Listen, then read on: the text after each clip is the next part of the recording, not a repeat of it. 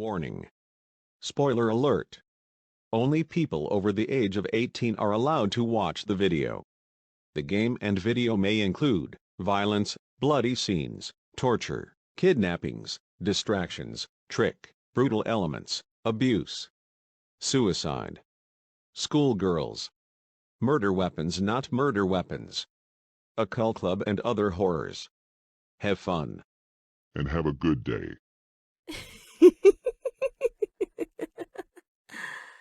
There's still so much to look forward to. Let's see. Where to start? Well, I guess I'll start at the beginning. My name is Kocho Shiona, and I've just been chosen to be the headmaster of Academy High School. To be honest, I'm not sure if I really believe this is happening. I keep pinching myself to make sure I'm not dreaming. I mean, the entire nation has been talking about this school for months. The idea of an elite high school that only opens its doors to the most intelligent students in Japan? A place for the most promising men and women of today to be transformed into the leaders of tomorrow. A school built for the sole purpose of being the most prestigious learning institute in the country. It's an ambitious undertaking, to say the least. But the thing that shocks everyone the most is that the school is being bankrolled by Psycho Corp. Who would have expected an electronics company to found a school? At first, I thought it was some kind of long-term business plan. Maybe they wanted to build a place to gather the best and brightest students of Japan and train them to be their next generation of employees. But it turns out that I was wrong. Really wrong. And I got to hear the truth straight from Mr. Psycho himself. That's right. I just met the Psycho Psycho in person. I'm still shaking. It was like getting to meet Leonardo da Vinci or Thomas Edison. I've lost count of how many things he's invented or improved. I don't think there's a single product in my home that doesn't have the Psycho logo on it. A man whose ideas and inventions changed the world. People like that are only born once a century. Anyway, the reason he built this school, it blew my mind. It's not something he's ever mentioned in public, but he didn't tell me to keep it a secret either. So, here it is. It's his daughter. It's all for his daughter. He cherishes her more than life itself, even more than his multi-billion-dollar corporate empire. He wants to make her dreams come true, so he's building a high school customized to suit her exact tastes. The name of the school, the location where it's being constructed, even the exact layout of the building. Everything was chosen by his daughter. His mission is to make sure that the best years of her life happen at Academy High. She gets to decide who's allowed to enroll, she gets to decide the school's policies, and I'm pretty sure she gets to be the student council president starting from day one. No questions asked. So, not only will this school be a collection of Japan's most highly qualified teachers and most brilliant students, but it's also a giant, shining monument to a father's love for his daughter. It almost brings a tear to my eye. And I'm going to be the headmaster. Huh? Oh, wow. I didn't realize how much dust was on this thing. Well, I suppose I should consider myself lucky. If I never use this thing, it means everything has been going so smoothly that I just never feel the need to vent. But something happened today that really threw me off. I wouldn't feel right talking about it with any of my colleagues, but I need to get it off my chest. So maybe recording my thoughts will help. Today I visited Psycho headquarters for a routine meeting with Mr. Psycho, just as I've done dozens of times over the past few years. But today was different. He was angry, foul-mouthed and short-tempered. I'd never seen him like that before. He didn't reprimand me for anything, and we simply discussed the usual topics, but the entire time he seemed like he was on the verge of exploding. I was confused and worried, and frankly, scared. His secretary must have seen how shaken I was, because after the meeting, she took a moment to assure me that I hadn't done anything wrong, and that Mr. Psycho was angry about a personal matter. On most days, I would never dream of gossiping about the man who signs my paychecks, but my curiosity got the better of me, and I asked her for details. She didn't know all the specifics, but she knew enough to give me a basic summary. Earlier that day, Mr. Psycho had a furious argument with his daughter, who graduated recently. Apparently, she doesn't want to inherit the company, and she's decided to leave Japan to travel the world. This is absolutely unacceptable to her father, because he's invested a lot of resources into giving her the training necessary to take over his empire when he retires. He had absolute faith that his daughter would inherit his company when the time came, and her decision had invalidated all of his plans, along with many years of effort, not to mention an incalculable amount of money.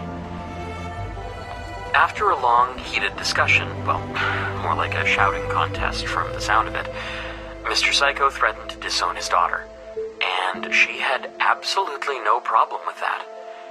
He told her, "If you walk out that door, you're no longer a part of this family." And moments later, she left his office without a word. Mr. Psycho is a man who refuses to compromise and only accepts the results he wants. I'm 100% certain that from this day forward, his daughter's dead to him. The secretary told me a little more about the way Mr. Psycho raised his daughter. Starting from early childhood, she was given training to prepare her for the responsibilities that come with operating a company. Training that became more advanced and intense with each passing year.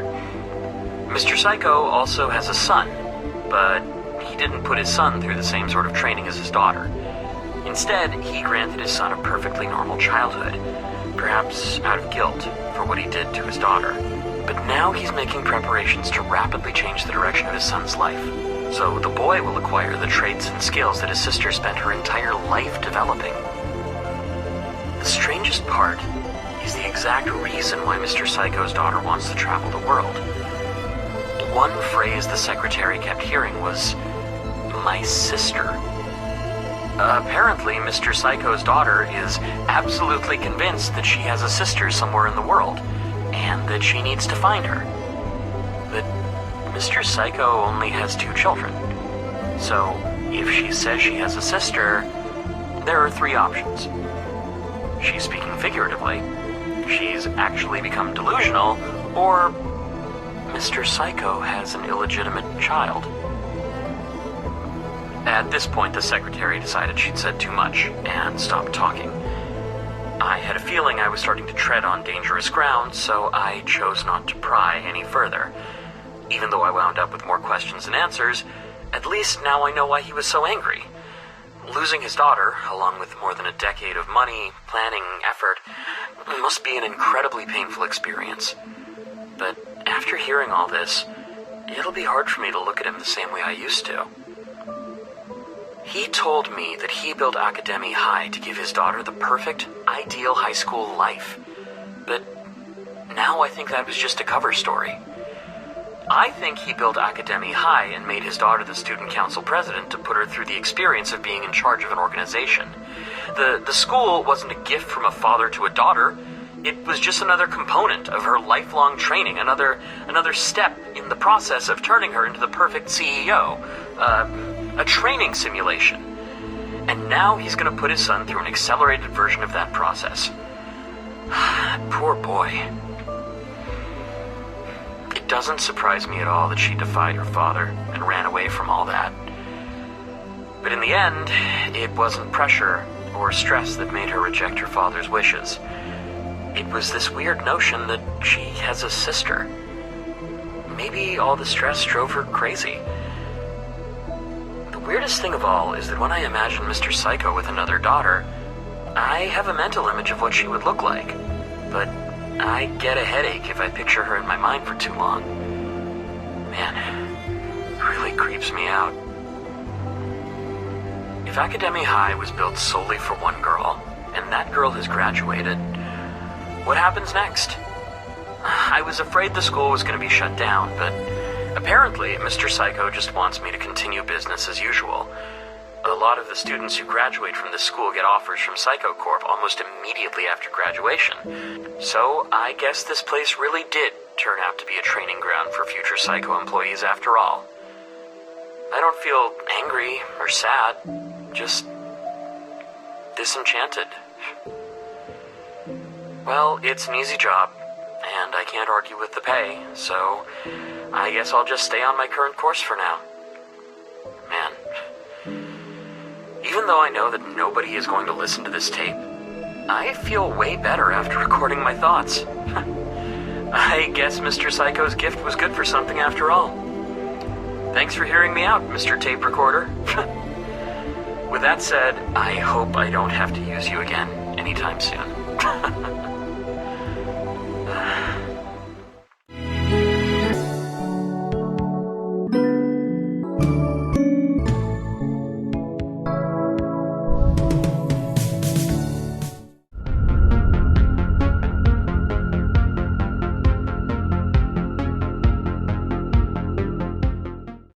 Every night, for as long as I can remember, I've been having the same dream. In this dream, I meet a boy, fall in love with him, start a family, and live happily ever after.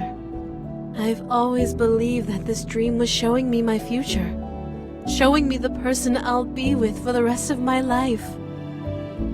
I spent years fantasizing about what it would be like to finally meet him. And then, 1 year ago, I found him. The boy from my dreams is in the same school as me.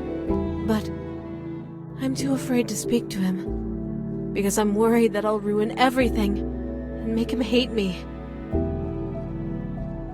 So, for the past year, I've been admiring him from afar, while I built up enough courage to speak to him. He's my soulmate, my destiny. But, while we're at school, he's just my senpai. I was having so much fun watching him, learning everything about him, and planning our life together. But then, someone had to come and ruin everything. She's trying to take him from me. And I won't let her get away with it.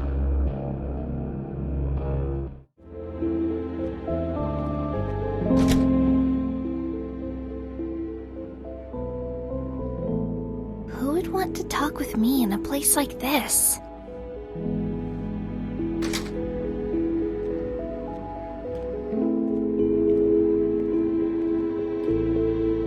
Oh! Ryobat-chan!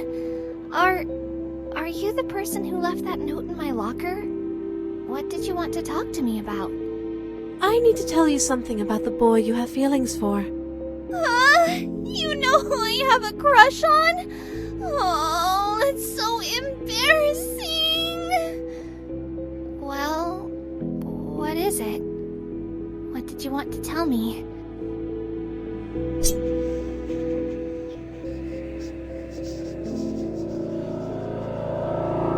You can't have him. He belongs to me.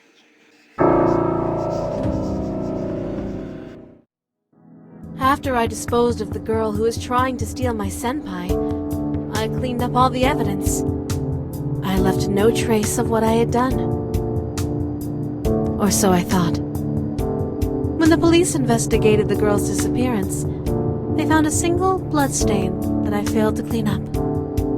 This was enough to make the police begin investigating the girl's disappearance as a possible murder case. Potential murder at an elite school was big news. It was a stain on the school's prestigious reputation. How long's it been since I last used this thing?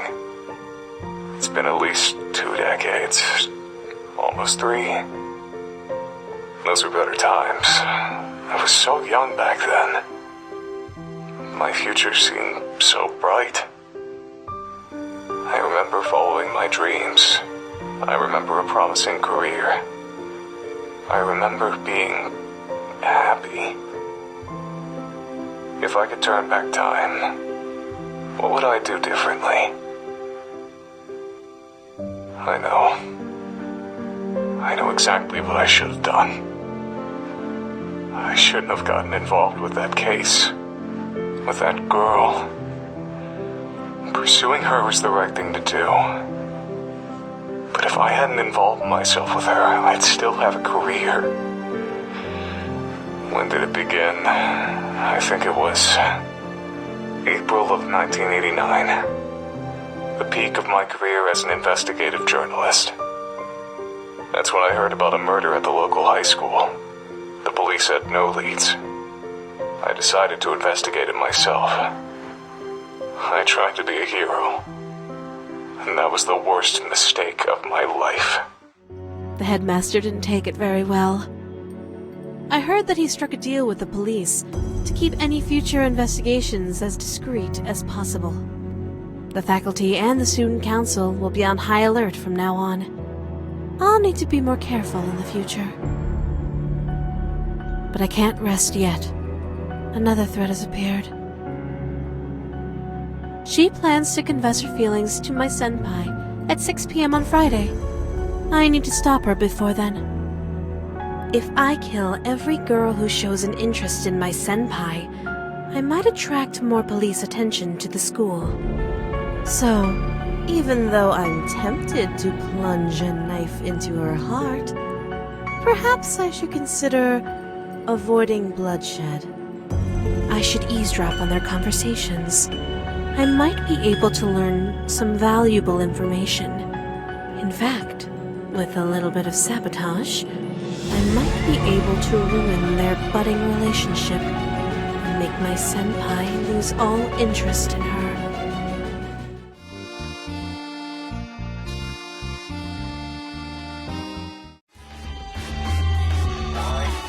What are you talking to me for? Trust me, I'm not the kind of guy you want to get involved with. If you spend too much time around me, you're gonna get hurt. I'm not just saying that, you know. I'm serious. I pissed off some pretty nasty guys. And every day, they wait outside the school gate for me to show up so they can beat me senseless. If they see me and you together, they'll think you're my girl. And if they get the impression that you're important to me, they'll probably try to rough you up. Or worse. So just stay away from me. Got it? What? Are you insane? You think you could take them on? We're talking about a gang here. You wouldn't stand a chance. Your funeral. I'll be waiting at the school gate at 3:30. You're hiding something. I've got my eye on you. Trying to intimidate me? Don't waste your time. You don't scare me. You can fool the others, but you can't fool me.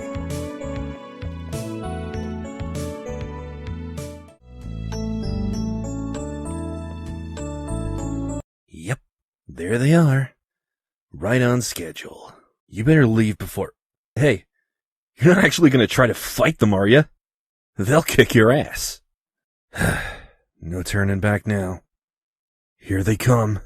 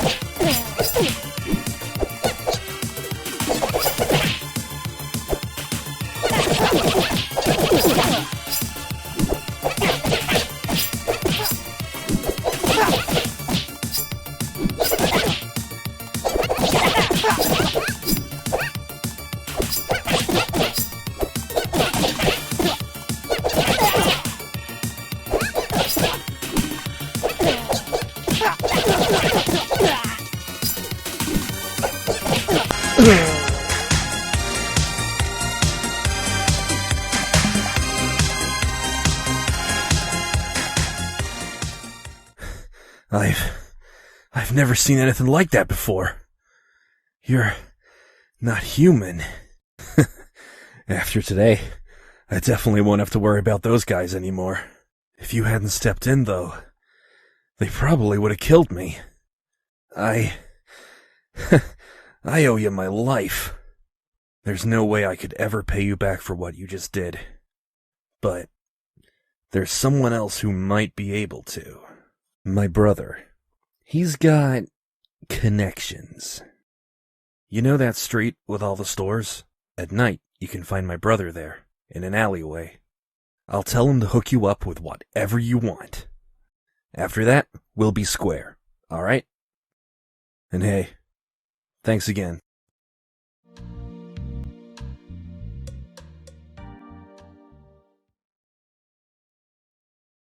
I'm not going to give you my name, and you're not going to give me yours. The less we know about each other, the better. As soon as we're done here, you're going to forget my face and forget that this conversation ever happened. Got it? Understood. My brother owes you a debt that he could never repay. I'm grateful that you pulled his ass out of the fire, but that doesn't make us friends. The less debts a man owes, the better. And I don't want my brother to owe anything to anyone. So I'm here to make things square between you and him. This is strictly business, so let's cut to the chase. I brought some things with me that you might be interested in. Hurry up and pick the one that you want. There, you got what you wanted. With this, my brother's debt is cleared. Do we have an understanding? We do. Good. And if you're smart, this will be the last time you even talk to someone like me. Just one thing about my brother. I want you to... Never mind. Forget I said anything. I'd like to work with you again. I thought I'd made myself clear. I only owed you one favor, and we're square now. I'm not here to ask for a favor. I'd like to pay for your services. You shouldn't get involved with people like me. I already am. If you're actually serious about this, you're gonna need some pretty deep pockets. You'd be surprised. We'll see about that. Here's the menu. And no, the prices are not up for negotiation.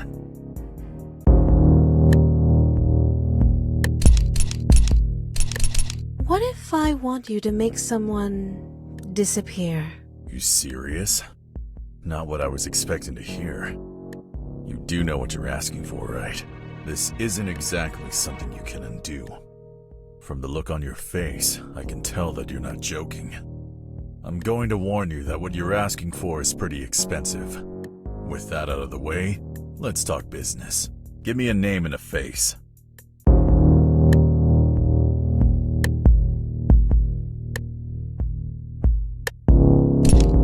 Which one? I'd like to propose a business deal. Better not be a waste of my time. I go to an elite school. My classmates belong to rich families.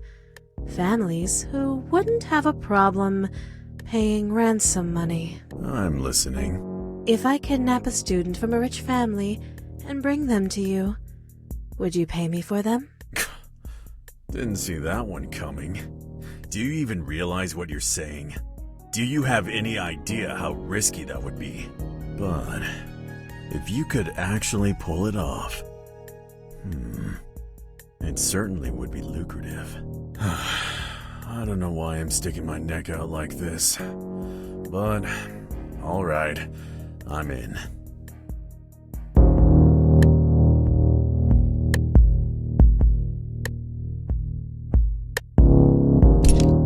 Don't get caught.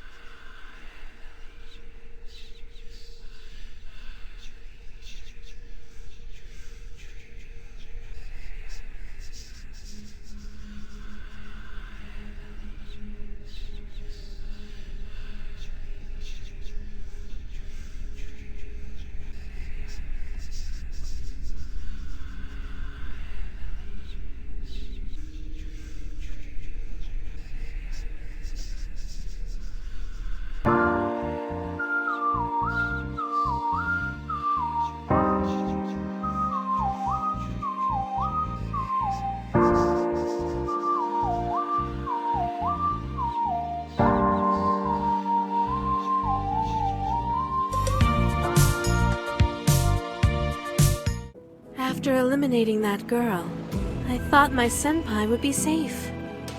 But now, I have a new problem to deal with. Another girl is showing interest in him. A cute tomboy with a gung-ho attitude. Boys like that sort of girl, don't they? If he keeps spending time around her, she might steal his heart. I can't let that happen. Now that I'm thinking about it, I heard a nasty rumor about her. Apparently, she has a secret hobby. Something dangerous. Something she could get in big trouble for. It might be worth it to follow her around school and learn what she's hiding. Perhaps I can find a way to make her bad habits backfire on her. You know what they say. You play with fire, and you get burned.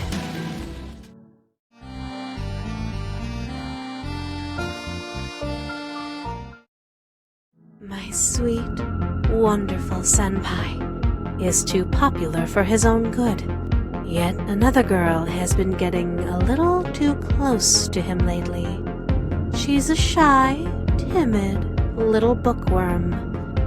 When a guy sees that type of girl, he just wants to scoop her up in his arms and protect her, right?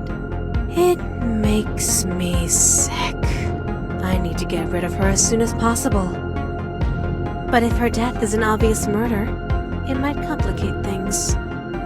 If I do decide to kill her, perhaps I should make it look like an accident. The only thing I know about this girl is that she loves books. It sure would be a shame if the one thing she loves the most is what leads to her tragic, untimely demise. Before she can crush my dreams, I need to crush her.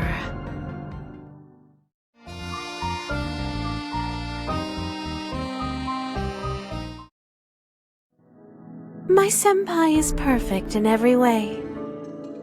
He's smart, talented, handsome. So I suppose I shouldn't be surprised that another girl has fallen for him. This one is an aspiring athlete. Fit, tan, tome dabs. Boys go crazy for that type of girl, don't they? She worries me. I'll need to take her out quickly. She seems to be encouraging my senpai to adopt her lifestyle choices. Eat healthy, exercise often, no smoking or drinking. Of course, all of these are respectable decisions. But she's actually putting her health in grave danger by getting between me and the man I love. I heard that she prepares a special meal in the home ec room every day. A healthy, nutritious meal packed full of vitamins and minerals. I hope she chokes on it.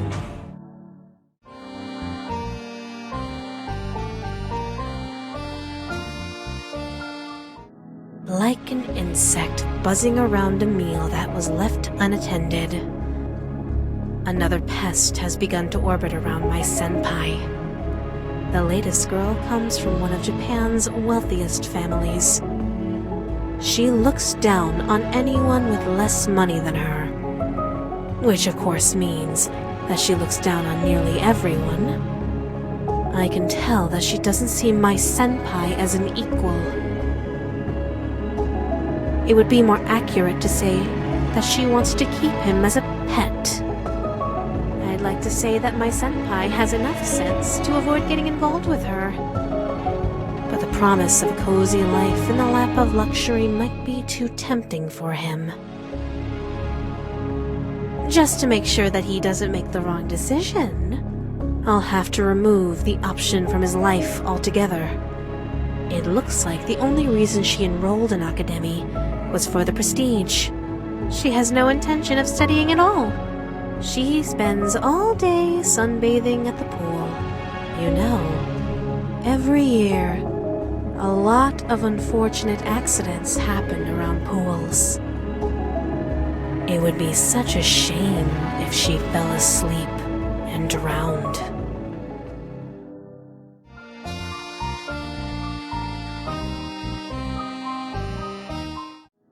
I can't take my eyes off my senpai for even one moment, because there's always a new girl trying to steal him from me.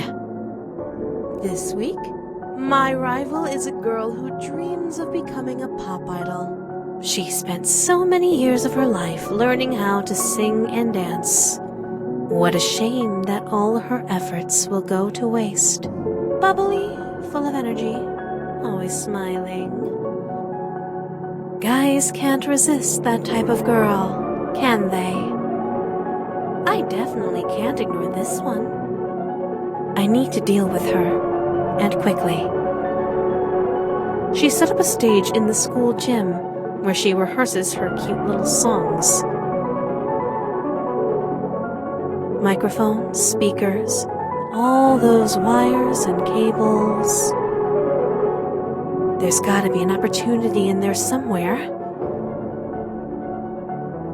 She wants to captivate an audience, does she?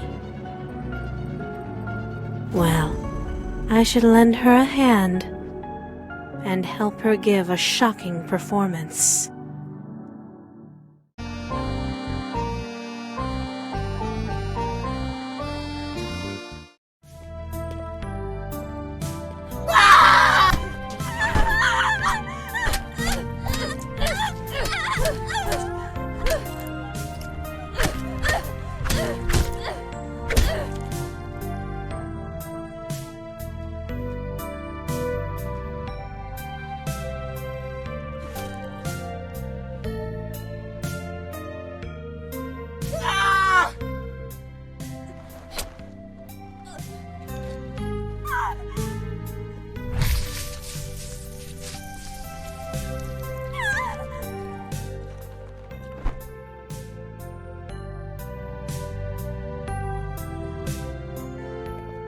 No words can express the sense of loss we feel as a result of this terrible tragedy.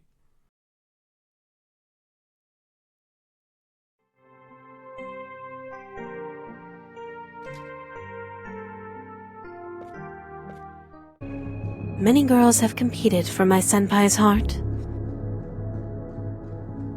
Most of them were mere pests rather than actual threats.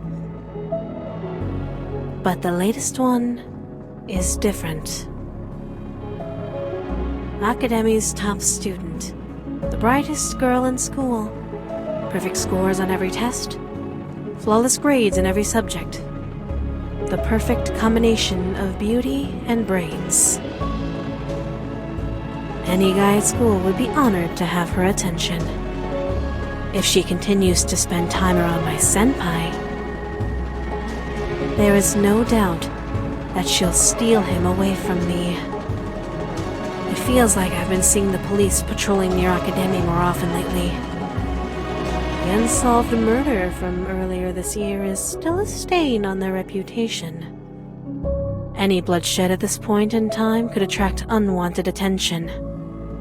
Perhaps I should keep my hands clean from now on. Academy's top student. It sure would be a shame if she was expelled from school, wouldn't it?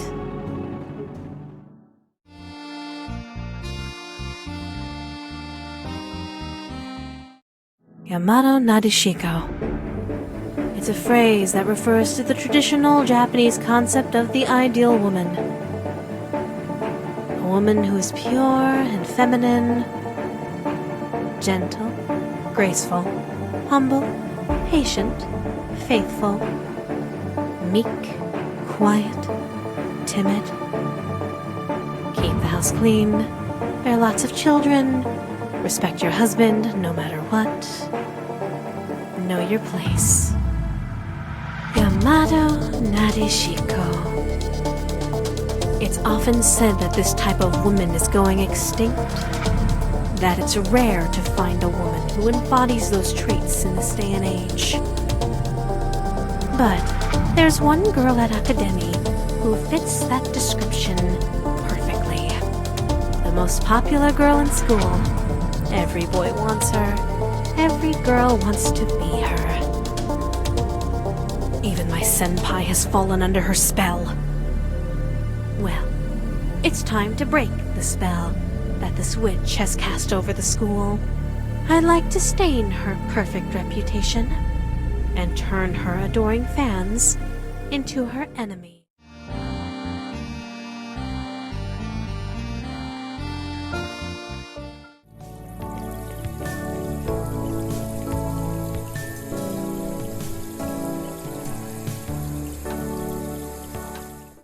Sometimes, when I'm following my senpai home from school,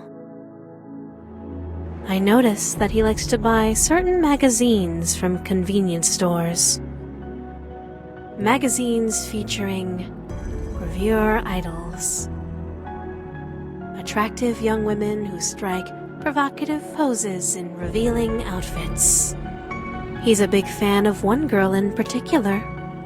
Since her debut, he's bought every magazine with even a single photo of her. And she just transferred into Academy. Most of the school's male population are already completely infatuated with her. They follow her around school like a pack of pathetic, lovesick puppy dogs. And my senpai is among them. As much as I'd love to carve a hole in her heart, it might be difficult with so many witnesses surrounding her at all times. Perhaps the best way to deal with her is to set her up with another boy. After all, it's not like it's going to be difficult to find a volunteer.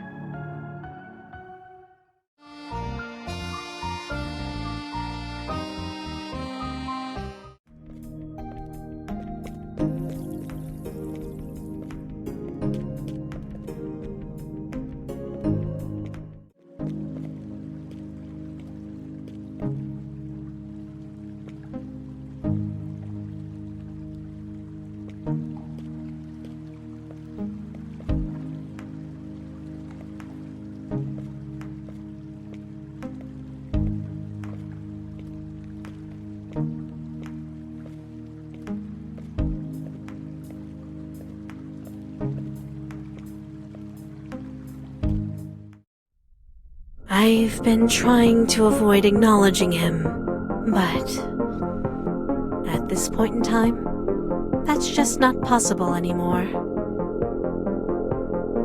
The man in the trench coat, the investigative journalist, he finally made his move. For months now, he's been obsessed with investigating Academy. But the headmaster has always refused him entry into the school. Up until now, that was enough to stop him. But recently, he found a loophole. Apparently, he's had an apprentice for a while now. She's a junior detective. And a former student of Academy. Back when she was attending school here, she did something extraordinary. She solved a high-profile murder mystery that the police were struggling with. That accomplishment turned her into a national celebrity almost overnight. There was nothing more for her to gain from remaining enrolled in Academy, so she left without graduating and quickly began a career as a junior detective. And now, 1 year later, she's back. She claims that she's here to finish her degree, but I can tell that there's more to the story than that. Her mentor, that journalist, is firmly determined to investigate Academy. Clearly, he must have asked his apprentice to return here to be his eyes and ears. The two of them have been interviewing students, and they've learned something. Things tend to happen to girls who have a crush on a certain boy at school. My senpai. He's become a person of interest to them. And now, that junior detective girl is investigating him, following him everywhere, talking to him all the time. And lately, she's been getting a bit too friendly with him. It's enough to make my blood boil. But as much as I would love to sink a knife into her heart, a violent approach might be a bad decision this time around. She's convinced a bunch of students to patrol the hallways with cameras. Right now, the slightest mistake could cost me everything. This girl. She's probably the most dangerous enemy I've faced so far. But if I could somehow manage to befriend her and put her in debt to me, she could be a powerful ally.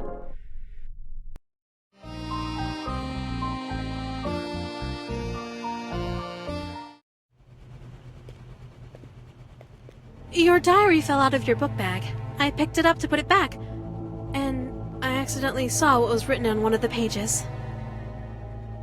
Something about an evil photographer? It made me worry.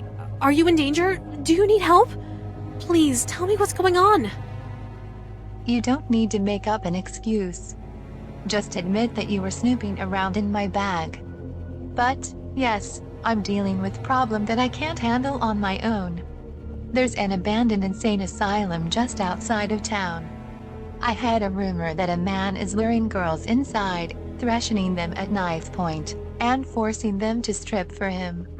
I decided to purchase some pepper spray for my own protection and investigate the rumor myself. I arrived at the asylum and began exploring. Just a few minutes into my investigation, he appeared. I took out the pepper spray, but he knocked it out of my hands before I could use it. He trapped me inside a room with him, and, exactly as he had done with all of his other victims, he demanded that I strip for him. I was terrified. I didn't want to die, so I just did what he told me to do. He didn't touch me, but he did take some compromising pictures of me. He had a big duffel bag with him. At one point, I saw what was inside. A bunch of camera equipment, along with dozens of photographs of other girls. Evidently, the man started a rumor about the asylum being haunted, to trick teenage girls into thinking it was a good spot for a test of courage. He must be camping out in that asylum every night, waiting for girls to show up, so that he can corner them and take pictures of them. What a vile man. Eventually, I saw an opportunity to escape, so I grabbed my clothes and ran away. I got away safely, but I haven't quite recovered from the experience. Why don't you call the police? What? Never. I have a reputation to maintain. I'm supposed to be a fearless, tough as nails, hard-boiled detective. I can't let anyone know that some pervert with the camera got the better of me. Ugh. I just want to go back to Ted Asylum and burn all of that man's photographs to ashes. But there are factors that are complicating the matter. A bunch of homeless people and drug addicts have begun occupying the asylum. If I couldn't even defend myself against one man, I doubt I would survive if I went back in there at this point. I'll go to the insane asylum and burn the photographer's pictures for you. What? Do you even realize what you're saying? You would be putting your life in danger.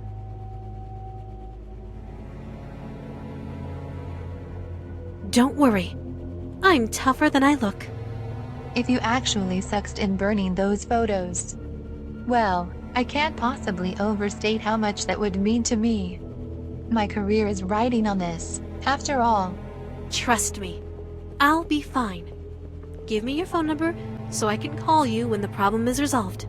Just be careful.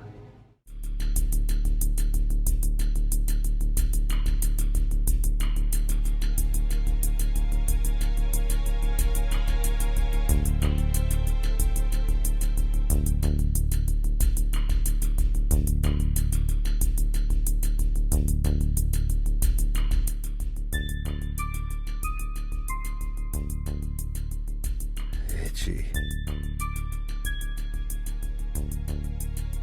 Taste.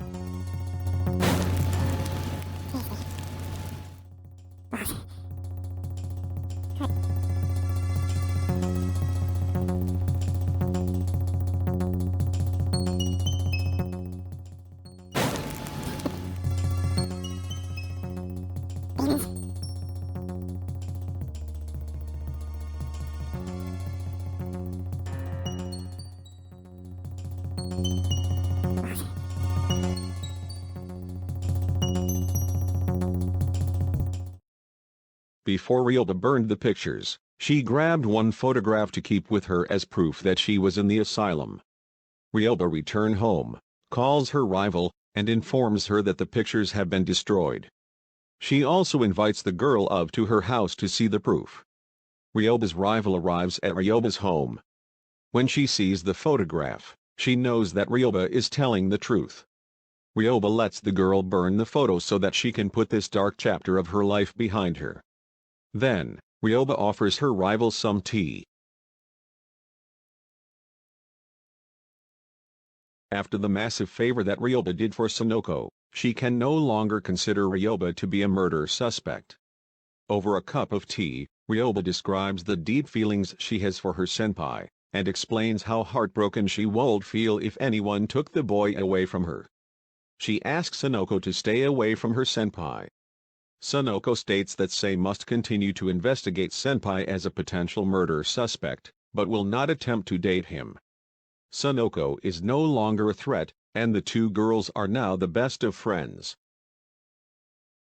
The past 11 weeks have challenged me in every way possible, but despite everything, I've still managed to defeat every one of my adversaries. These experiences have made me stronger, braver. I think I finally found the courage to talk to him, to tell him how I feel. When I confess my feelings to him, it has to be special. It has to be perfect. I don't believe in the myth about the cherry tree behind the school, but I can't think of any place more appropriate for my confession. Today, I'm going to tell him today. Senpai, please accept my feelings.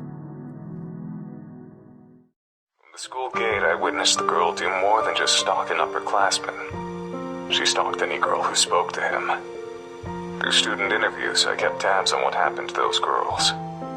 They became the victims of bullying, were expelled, and in some cases, stopped coming to school.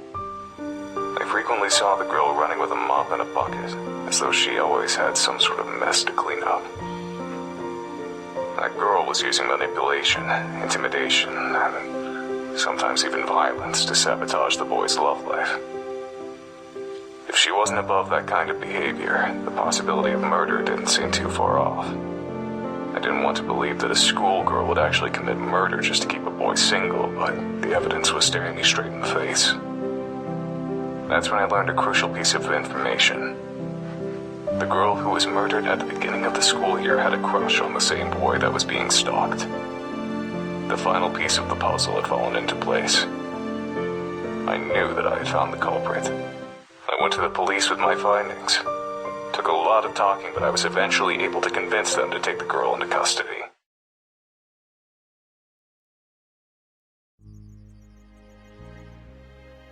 It's happening. It's really happening. Today is the day. The day I finally tell him how I feel. It's taken so long. But now I'm ready. I'm ready to... Stop right there, Ryobat Aishi. What? It's you. You are under arrest on suspicion of the murder of Sumire Satozaki 11 weeks ago, and your connection to at least one other person's disappearance. Wait, please. There must be some mistake. I had nothing to do with... Oh, no. You're not going to sweet-talk your way out of this one. Your innocent schoolgirl act won't save you this time. What evidence do you even have? I've been questioning your classmates over the past couple of months. They've noticed a pattern in your behavior. That boy over there, the one under the tree. You've shown a keen interest in any girl who developed feelings for him.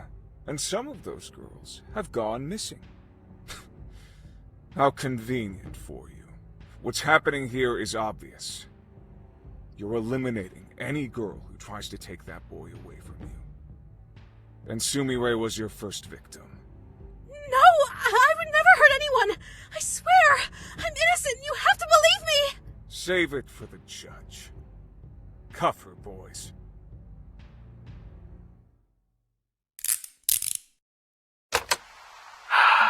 Wow. Can everything really collapse this easily? Cameras, interviews, police. I don't want this to be my life. The past few years were perfect. Why did this have to happen? It's not like it was my fault. Or was it? I guess I understand why they're putting all the blame on me. It's my school. I'm responsible for it. Everyone inside of it. But how was I supposed to... How could I have seen this coming? What could I have possibly done to have prevented this? A murderer. A killer. In my school. Those girls who disappeared. I don't want to admit it, but... it fits.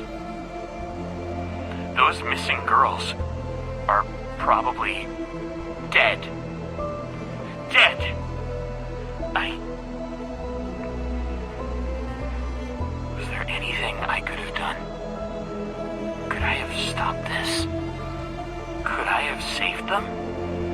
If I was more vigilant, more strict with background checks. I mean, what am I supposed to do?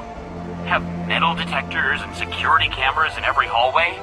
Do a mental health check on every student every hour? How do you prepare for this? You can't. If someone is just crazy, just insane, then you're screwed. It's not your fault or anything. It happens because they're just this crazy, screwed up person. It's not your fault if this happens. It's not your fault. It's not my fault.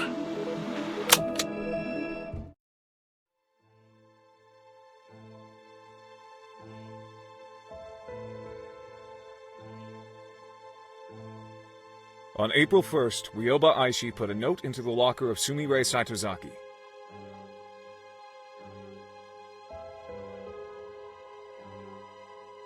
After reading this note, Sumire went to the East 3rd floor girls' restroom. That was the last time anyone ever saw Sumire. After she was reported missing, police investigated Akademi for clues. In the East 3rd floor girls' restroom, they found some of Sumire's blood. Shortly before Sumire went missing, Ryobat Aishi was spotted carrying a knife and walking in the direction of the East 3rd floor girls' restroom.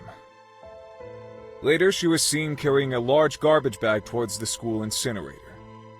All of this information came from Ui Tunisu, a student at Akademi, who was interviewed by the police the day after Sumire's disappearance. It's obvious what happened to Sumire. Ryobat Aishi killed her in the bathroom with a knife, stuffed her in a garbage bag, and carried her to the incinerator, where she burned all of the evidence. Do you deny any of this, Ryobat Aishi? I did not kill Sumire Saitozaki. It's true that I put a note in her locker and spoke with her in the bathroom, but I simply wanted to discuss a personal matter with her. Nothing more. What about the knife? I noticed that one of the knives in the home economics room was missing. It turned out that someone had brought the knife to the cooking club by mistake. So, I simply took it from the cooking club and put it back in its rightful place.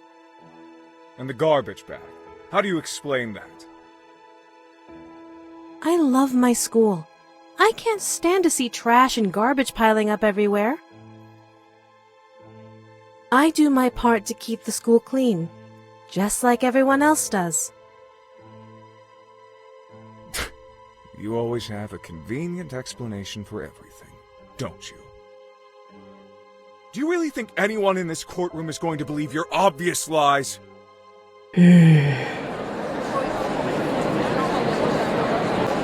Mr. Journalist. There are a number of problems with your theory. First of all, you're accusing me of murder, but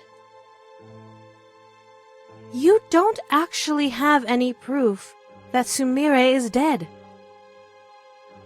She is still considered missing, after all.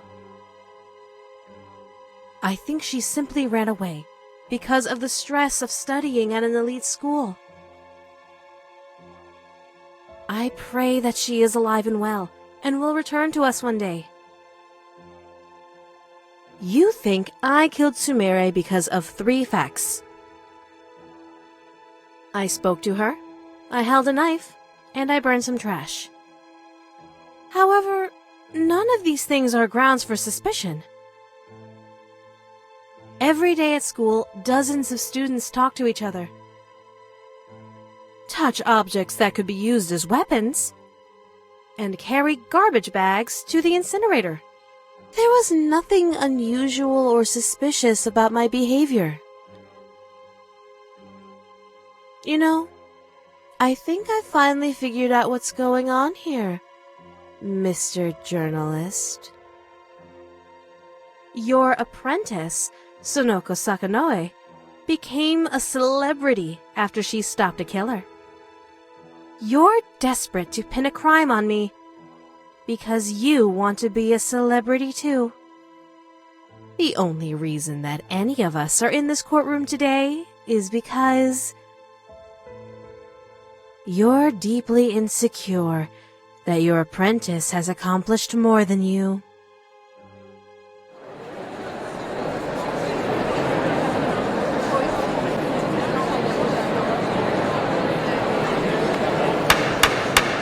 Order! Order in the court!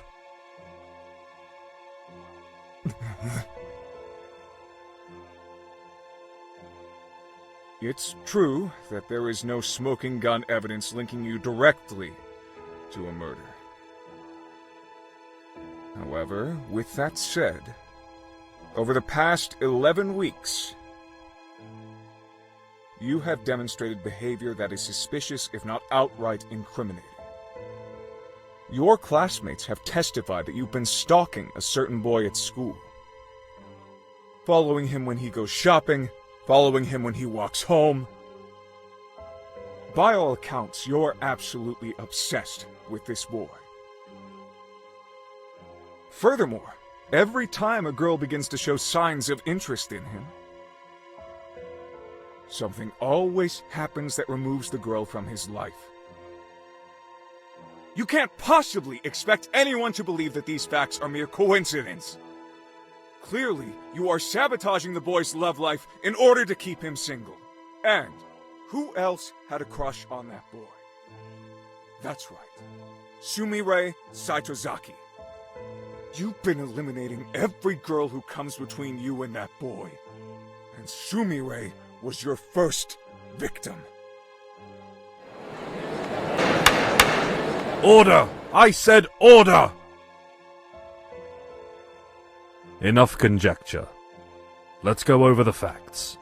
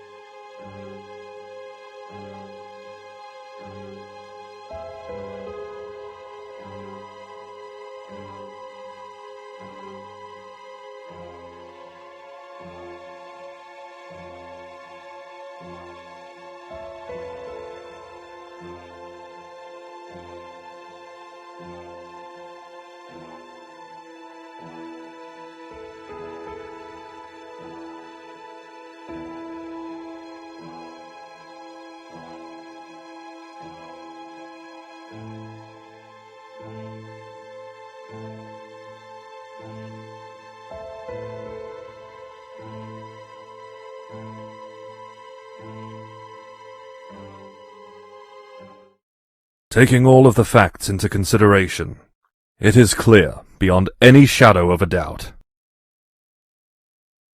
that Ryobat Aishi is innocent of all charges.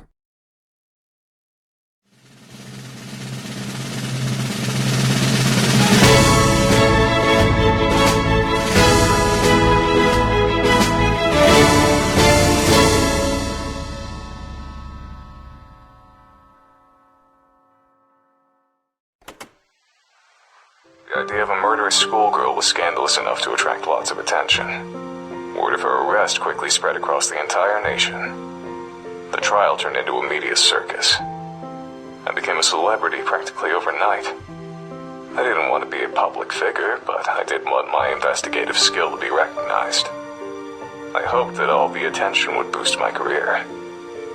As it turns out, I was dead wrong.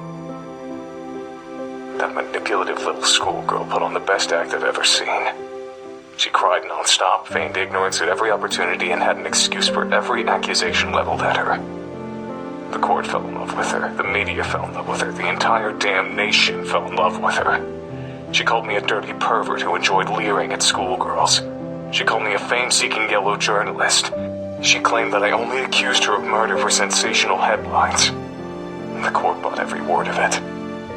The day the judge declared her innocent, The entire country celebrated like it was a damn holiday. From that day forward, I was a national disgrace. I was known across the country as a lecherous journalist who stalked schoolgirls and tried to throw a girl in prison to boost his own career. I saw disgust in the eyes of every person who looked at me. My house and my car were vandalized every day for weeks. Needless to say, I was never able to work as a journalist again. The police department that arrested the girl was also the subject of national criticism. They were accused of being incompetent fools who would arrest anyone without sufficient evidence. Ever since then, the police in that town have been extremely lenient in an attempt to repair their reputation, and don't want to go anywhere near the local high school except for extremely brief periods of time. But the worst part of the entire experience didn't come from the media or the public. Immediately after the trial, I tried to escape the press by hiding in an alley behind the courthouse. Only one person found me there. It wasn't a journalist or a reporter. It was the girl that had just been declared innocent. I'll never forget her face that day. She was smiling, but her eyes were blank, empty, soulless, like a doll's eyes. She looked like she didn't have a single ounce of humanity in her entire body. With that smiling face, she said to me, "It would be very easy to make your death look like a suicide. Don't ever cross me again." She turned around and left without another word. What a goddamn disgrace! Innocent? Innocent! Innocent my ass! She's the culprit. She did it! That girl, that monster! I've never seen someone so goddamn manipulative. She fooled them all. Every single one of them was dancing in the palm of her hand by the end. What a farce! People are dead. Young people who had promising futures, whose lives I was responsible for. She did it. She did it. She's the only one who could have. That blood is on her hands. Now she walks free. That conniving little... I'm expected to let her back in the school. Stand on a stage and hand her a diploma? Mr. Psycho told me to let it go, but I can't. I can't let this go. She murdered people and got away with it. God damn, this is just... This was supposed to bring closure. This was supposed to close the chapter. This was... God damn her! God damn her. A murderous schoolgirl who kills in the name of love. It was a novel concept. Newspapers realized it would get sales. TV stations realized it would boost ratings. It didn't take long for the news of my murder trial to spread across the entire nation. I've never seen an event get that much coverage before. It was a real media circus. And now, everyone in the country knows my name and face. Even worse, they all know how I feel about my senpai. Oh, this is my worst nightmare. I didn't want him to learn about me like this. I wanted our first meeting to be special. Perfect. Exactly like in my dreams. But now, that can never happen. He'll never be able to see me as a cute underclassman who has a crush on him. He'll only be able to see me as that girl who was accused of murder on national TV. If I confess my love to him now, I doubt he'll want anything to do with me. Even though I was declared innocent, there will always be doubts in his mind. That stupid journalist. ruined absolutely everything. There's nothing I want more than to rip his heart out and shove it down his throat. But spilling any blood right now would only attract more attention. There are too many eyes on me right now. I have to lay low for a while. Revenge isn't an option at this point in time. But I'll never forget what that man did. I won't be able to have a romantic confession underneath a cherry tree. But this isn't over yet. I still have one option remaining. My last resort. It's unfortunate that things turned out like this, but I was left with no other choice. I would have been crushed if he rejected me. So, I had to take away the option. Our relationship might be awkward for a little while, but we'll get through it together. After all, I know all of his likes and dislikes. I'm sure he'll warm up to me soon. There's a part of me that wonders, what was the point of all the hard work I just did if I was just going to kidnap him in the end? But despite the way things turned out, I don't think the past 11 weeks were a waste at all. I learned so many new things and gained so many new skills. I'm sure I'll be able to find a way to put all of my knowledge and talents to good use. And one day, I can pass down everything I know to my son or daughter.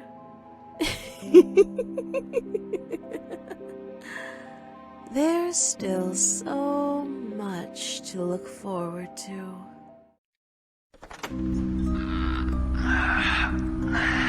Oh, darling, you're finally awake.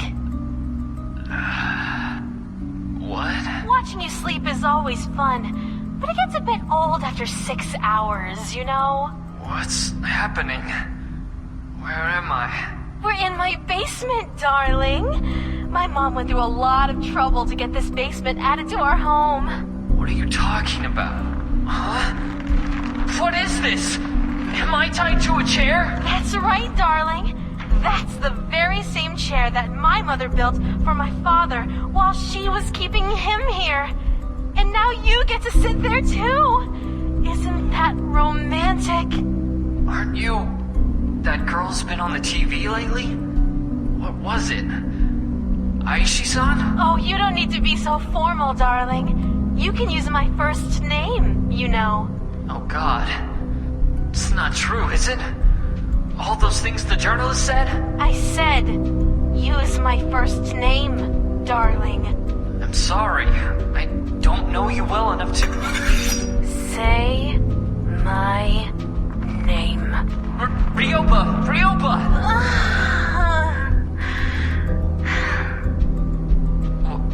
What? Oh, darling. I've been waiting so long to hear you say that. I'm so glad that I caught it on tape. What do you want from me? Am I your next victim? Victim? Of course not, darling. You're the one I was protecting this whole time. Protecting? You mean all those girls at school? That's right, darling. They were threatening our love. I had to get rid of them all. Love? But we've never even spoken to each other before. I know, darling. It's so exciting to talk to you for the first time. I can't wait to have all of our firsts. Our first date, our first meal together, our first kiss, our first... Ryoba-chan, if you love someone, you shouldn't kidnap them and tie them to a chair. Well, how else am I supposed to make sure that you don't try to run away, darling? Please. Please, let me go. I promise I won't tell the police. Sorry, darling. You're not allowed out of that chair until I'm 100% sure that you'll never try to leave me. From this day forward, I'm never going to let you out of my sight. We'll be together forever. Forever? That's right.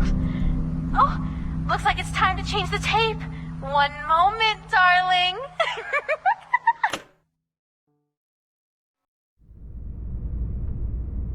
Senpai, I'm back from the store. I made sure to buy all of your favorite... Senpai? Senpai! No. This can't be happening. Senpai! Where are you? Oh, no. Why would you leave me? I thought we were making progress. I thought you were finally starting to... Wait. What? A letter? Dear Ryobat, we have taken your senpai out for some fresh air. We have no intention of harming him. We will return him to you, but first, you must pass a test. Come to the row of abandoned warehouses outside of town.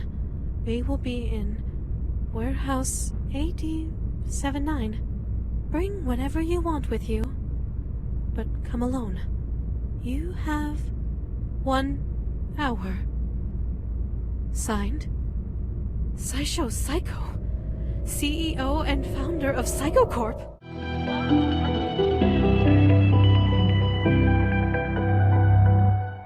My life was a living hell for about a year, while the trial was still fresh in people's minds.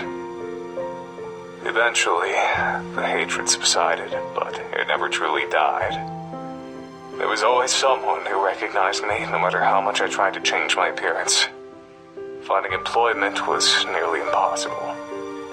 I drifted between part-time jobs and spent my free time drinking to ease the pain of becoming the national punching bag. It was around this point in time that I met my future wife. I still don't understand what she saw in me. I was an absolute wreck, not to mention the laughingstock of the entire country. But as soon as we met, she wanted to spend every waking moment with me. She wouldn't let me out of her sight, and got possessive if another woman so much as looked at me. I quickly came to depend on her for everything. It wasn't long before I couldn't live without her. I certainly wasn't in any state to take care of myself. I was like an adult-sized baby, helpless and vulnerable. Who knows? Maybe that's what she was attracted to. Maybe she just wanted to experience the sensation of owning a person. Maybe she wanted to keep a human pet. Maybe all she wanted was someone who she could emotionally depend on. Even after all these years, I don't understand why anyone would waste their time with a man like me. But none of that mattered. Despite all my flaws, she accepted me. And that's all I needed. We got married about 6 months after meeting each other. My wife died while giving birth to our only child. I still don't know how I possibly found the strength to keep going after I lost her. I was completely dependent on her for absolutely everything. I could barely take care of myself, much less a baby. Somehow, I managed to make it through those years. But even after all this time, I'm still a deadbeat drunk who can't hold down a job. It was very difficult to love my own infant daughter, knowing that my wife was dead because of her. I'm pretty sure I was a horrible father. She practically had to raise herself. I never tried to spend much time with her, or learn about her interests. Even now, I don't think I know very much about her. I don't even know what kind of person she's turned into. I don't even know what her everyday life is like. I know that she spends all of her time on her computer. She bought it herself. She seems to have a lot of money for someone her age. I'm afraid to ask where it comes from. Sometimes she comes home with blood on her clothing. I can't tell if it's her blood or someone else's blood. I try to stay out of her business. It's partially out of respect for her privacy, but it's mostly out of fear. Well, that was the weirdest day of my life. In the past 30 years, I've had over 1,000 meetings with Mr. Psycho. When I walked into his office today for our weekly meeting, I could immediately tell that something was very wrong. Everything about him, posture, expression, demeanor, was completely different. He was slouching low in his chair, staring blankly at a wall. Didn't even bother to greet me as I walked in. More importantly, his son, who had been present for every one of our meetings over the past 3 decades, was not there. I asked, "Will your son be joining us today?" To which he simply replied, "There is no reason for that anymore." As I took my seat, I asked him if anything was wrong. He didn't reply. The heavy atmosphere of the room made me feel uncomfortable with the idea of attempting to advance the conversation, so I chose to remain silent until he was ready to talk. As it turned out, I would be waiting for quite some time. The silence lasted for about 15 incredibly tense and uncomfortable minutes. When Mr. Psycho finally did speak, he suddenly started rambling about Okinawa. He spoke of his experience as a soldier during World War II, how he volunteered to fight at the age of 17, how a bomb hit his dormitory, how he spent hours buried underneath rubble, staring at the corpses of his dead friends. He said he still sees them on the back of his eyelids every time he closes his eyes. He told me that buried underneath that rubble over 70 years ago, he swore an oath to punish the world for killing his friends. He swore to revive Japanese nationalism and expand the Japanese empire until it covered the entire globe. That's why he started his company. That's why he spent his life building the greatest conglomerate the world has ever known. That's why he toiled for over half a century until he had become the richest man on Earth.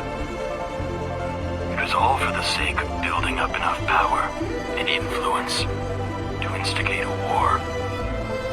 A war that he would throw all of his money and resources into until he had achieved the complete annihilation of every country that fought against Japan in World War II.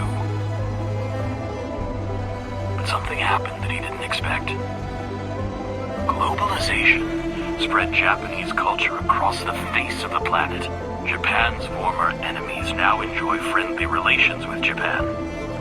They eat Japanese food, watch Japanese animations, play Japanese video games. The process was sped up by his own inventions and innovations. There's a Psycho product in every home. He can't find the motivation to go to war anymore, knowing that he'd be blowing up his own loyal customers. He dedicated his entire life to setting the stage for a blood-soaked military victory. But in the process, he inadvertently achieved a slow, pacifistic cultural victory. By now, almost everyone who pulled a trigger or launched a bomb during World War II was dead or elderly, so revenge had lost all meaning. Instead of feeling pride for accomplishing more than any other man in history, he just felt like he had failed his dead friends. After his long, rambling speech came to an end, he returned to staring blankly at the wall. I'm not sure why he confided all that information in me. I don't think it's because he considered me a friend. It's more likely that he thought of me, well, the same way I think of this tape recorder. Just a stupid object where you can store your thoughts without consequence. After some more silence, he eventually spoke up again. He said, "My health is failing. I will likely die soon. I will make no attempt to prolong my life. I am retiring as CEO starting tomorrow. My son will be taking over for me. You will be meeting with him from now on. He said nothing else. But I could tell that the meeting was over. That was most likely the last time I'll ever speak with him, or see him in person. The next time I address someone as Mr. Psycho, I'll be talking to his son.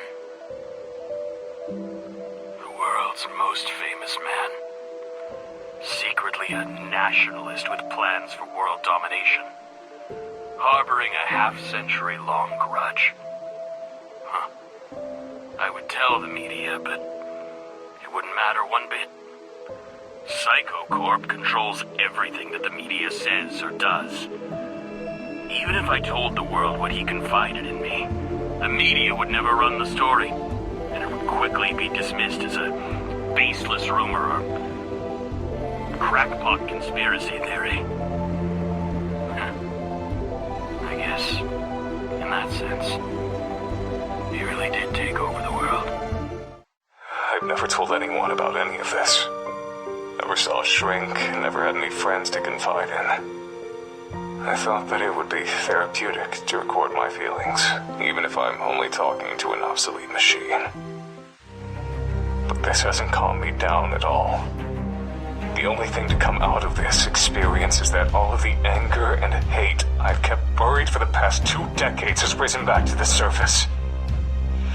I don't think I can go back to the way things were before.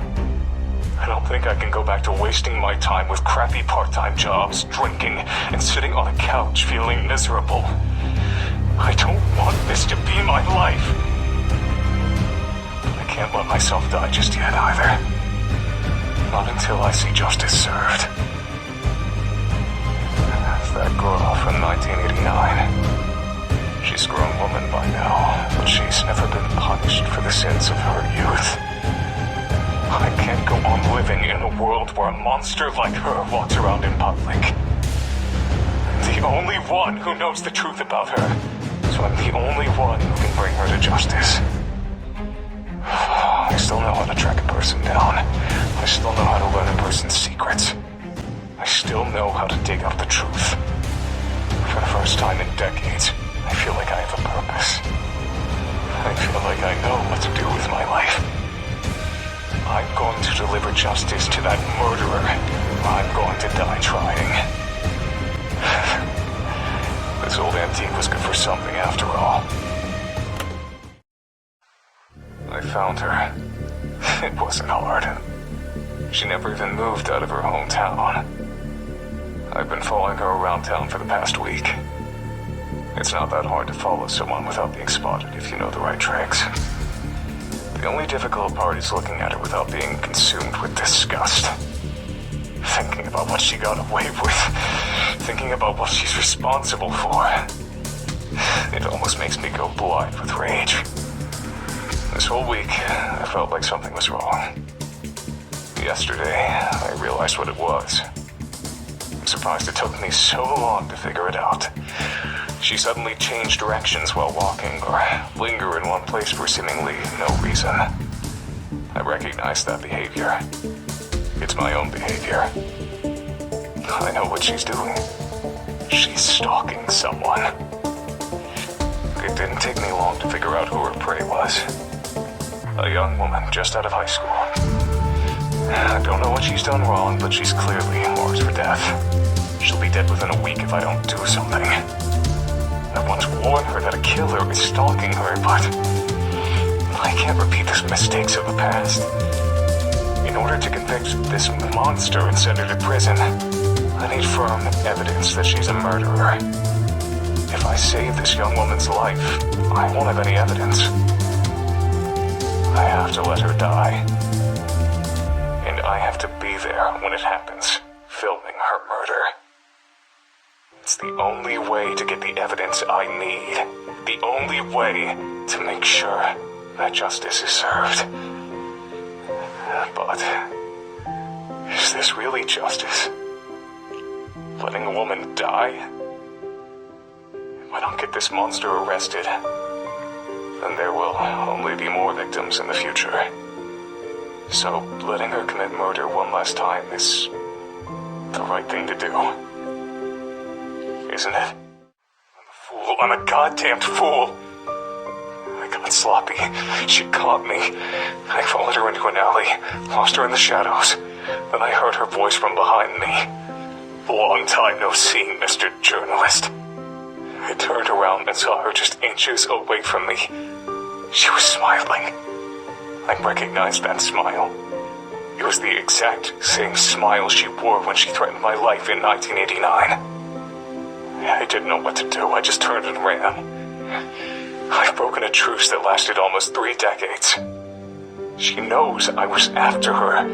There's no way she'll let me live. I'm doomed. I can't go to the police. I'll sound like a babbling lunatic without evidence, and right now I don't have any. Even if they do listen to me and investigate her, they won't find anything. My only option is to leave town. No, it's worse than that. I have to leave Japan altogether. I searched for you, but I couldn't find you. I can't wait for you to come home. I have to leave immediately. I'm going to gather all of the recordings I've made so far and put them where I know you'll find them. That way, at least you'll know why your father disappeared so suddenly. I only hope that she doesn't try to get revenge on me by harming you. I don't know when I'll be back. I don't know if I'll be back. I don't know if she's willing to cross oceans to hunt her prey. If she is, I'll try to lure her into a trap, try to expose her true nature in front of the police. It's my only hope. I know you can take care of yourself. If I had more time, there's so many things I'd say to you, but I can't. Not now. Stay safe. I love you.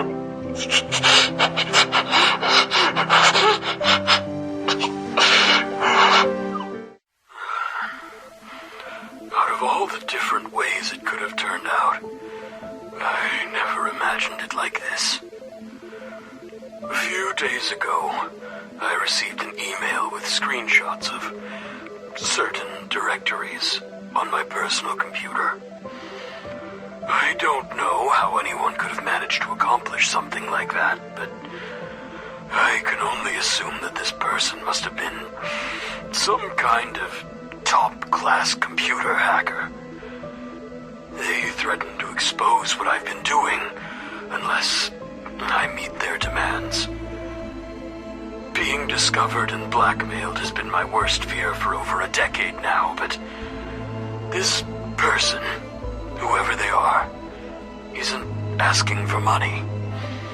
Instead, they want complete ownership of a single room at Academy High. They intend to occupy this room for a full semester, and they have made it very clear that they are not to be disturbed for any reason. I have no clue what they intend to do in this room, but I'm not really in a position to decline. All things considered, this situation isn't as bad as it could have been. They could have demanded an absurd sum of money, and instead, all they want is a room. Their request seemed harmless enough, and there was a suitable room available, so I decided to comply with their demands. Well, it's not like I really have a choice in the first place. They also asked me to make sure that the room has certain equipment inside of it before they arrived. Computer monitors and hard drives. We already had a surplus of supplies like that, so it wasn't a problem. The tricky part was convincing the rest of the faculty not to enter a specific room for any reason, and not to question it either. I spent a long time mulling it over and eventually came up with a cover story that seemed convincing enough to believe. To be perfectly honest, I'm a little proud of it. I told the faculty that a special needs student with extreme agoraphobia wishes to attend Academy High. Because of their intense social anxiety, they will remain secluded in one of the school's rooms. and are not to be disturbed, because it would trigger a panic attack. Teachers will record their lectures when class is in session, and email these recordings, along with class assignments, to the reclusive student once per day. I will personally handle anything else the student requires, such as meals at lunchtime. Some of the teachers thought my story sounded a little sketchy, and wanted to hear details. Their questions were harmless, but I was sweating bullets, and I felt like I was being interrogated by the police. Eventually, I convinced them to believe the cover story, and the meeting ended with the faculty praising me for being so accommodating to a mentally handicapped adolescent. I felt a little guilty for deceiving them, but it's far from the worst thing I've done. The only thing that matters is the end result. We now have a room which is off limits to students and faculty alike. The hacker never told me their name, age, even their gender. It's frustrating. If I'm going to be put through such a harrowing experience, I at least want to know who's behind it. I set up a hidden camera outside of the room that has been set aside for the hacker. When I got into work this morning, I checked the recording, only to find that it had been replaced with a graphic of a black silhouette wearing a red wig, along with the words, "Don't try this again." The message has been received, loud and clear. I asked the hacker if they needed anything else from me, daily meals or anything of the sort. They told me not to worry about them, and to simply go about my business as usual. They explicitly told me to pretend they don't exist. It's going to be nearly impossible for me to put them out of my mind when they could end my career with a single click. It feels like there's a slimy creature crawling underneath my clothing, and I simply have to grit my teeth and live with it. Then again, I don't really have any right to complain. Perhaps this is simply karmic retribution for my actions. It's very fortunate that these little therapy sessions were confined to cassette tapes. If I had been making digital recordings instead, the hacker would have a lot of very dangerous information right now. With that said, I no longer feel comfortable keeping these tapes around. They're too much of a liability. I should dispose of them, but it would be such a shame. 30 years of my innermost thoughts just tossed away like trash. It would feel like I'm wiping someone's memory. What was the point of recording anything at all if I was just going to destroy it one day? There was never anyone in my life who I felt comfortable expressing my anxieties to. This tape recorder has been like a close friend who I could trust with my deepest secrets.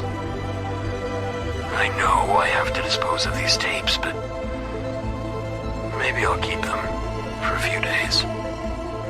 Listen to them one last time. Try to figure out where it all went wrong. Then dispose of them when I've said my goodbyes. But there is one tape that I'm already prepared to part ways with. The tape I made after Mr. Psycho's recent demands. It's far, far too risky for a recording like that to exist. That one must be destroyed immediately.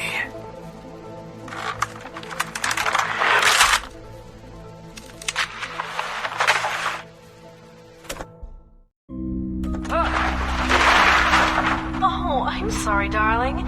Did I scare you? I didn't hear you come in. After all these years, you still can't tell when I'm standing behind you? I thought you would have been able to tell by now, darling. Well, you do make a career at not being seen. What were you doing down here, darling? Oh, are those our old tapes? The ones we made back in the 80s? Did you get a bit nostalgic for the good old days? Well, I suppose you could say that. You know, I had a nostalgic moment today too, darling. I saw someone who I hadn't seen in decades. And by that, I mean this is the first time he's seen me in decades. Who are you talking about? Oh my! Are you jealous, darling? Are you worried that someone is going to steal your beloved wife away? That's actually the last thing I worry about. Oh, darling, that's so romantic. Right. So who did you see today? I'll tell you all about it on the way to the airport, darling. Wait, airport? That's right, darling. Pack your bags, we're going to America. We can't do that. What about our jobs? Don't worry, darling. I've already called the boss and informed him that we need to take a little trip. He was very understanding. How long will we be gone for? I'm not sure, darling. It all depends on how fast I track him down. What about our daughter? Tomorrow is the first day of high school. If our daughter is anything like her mother, she'll have absolutely no problems whatsoever taking care of herself. Oh, I hope she meets someone special. It would be so nice if she's gotten a boyfriend by the time we get back. I hope not. What was that, darling? Nothing, sweetie. Enough dawdling, darling. We have to get going. Shouldn't I pick up the tapes? They're scattered everywhere. Don't bother, darling.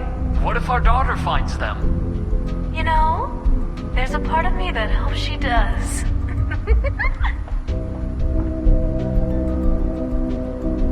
Huh? It's on. Must have hit record.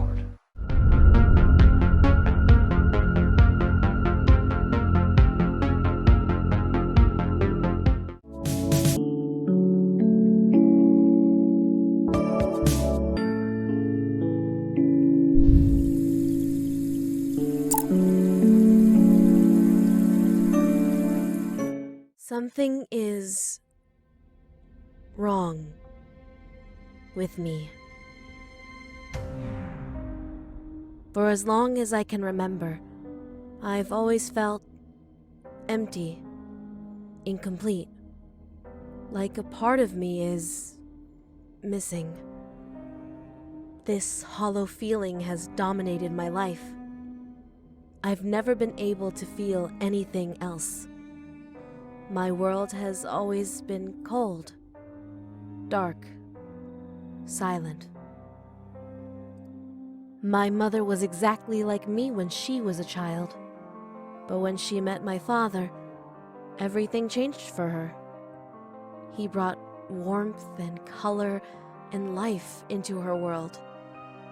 He made her complete. She told me that one day I'd meet someone special, just like she did. Someone who would cure me, fix me, save me.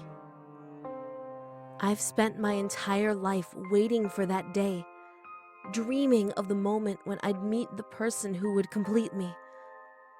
It was the only thing for me to look forward to. It was my only reason to live. And then, one day,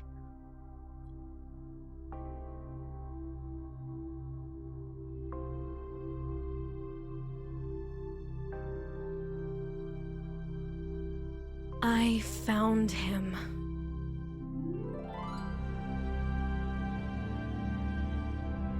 When I met him, something changed inside of me. My world was filled with color and light. It was like I had opened my eyes for the first time. I felt warm. I felt complete. I felt alive. He is my escape from the cold, gray, empty world I've been trapped in. He is the one I've been waiting for, the person I want to spend the rest of my life with. But someone is trying to take him from me.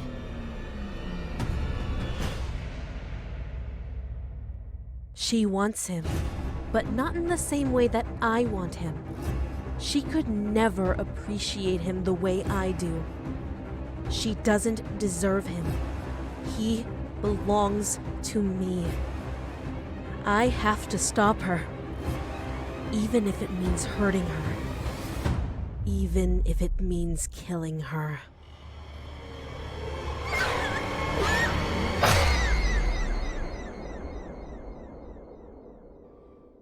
There is nothing I won't do for him.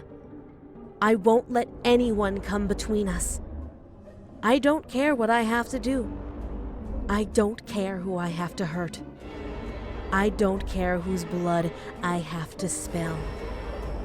I won't let anyone take him from me. Nothing else matters. No one else matters. He will be mine.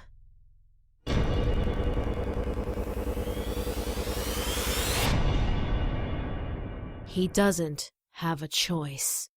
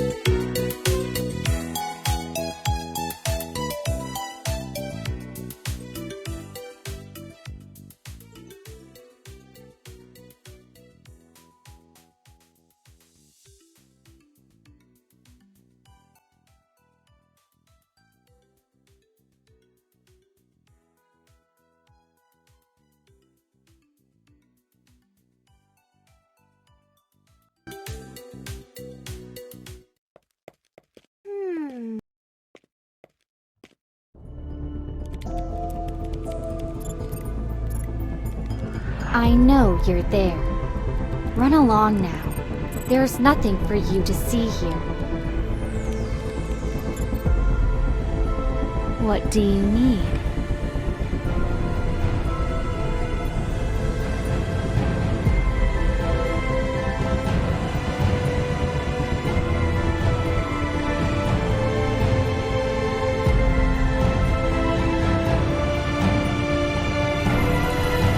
What do you need?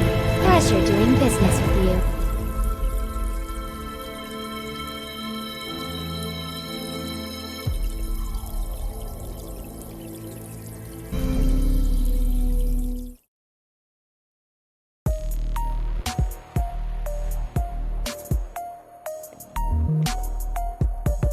You're one of those types, aren't you?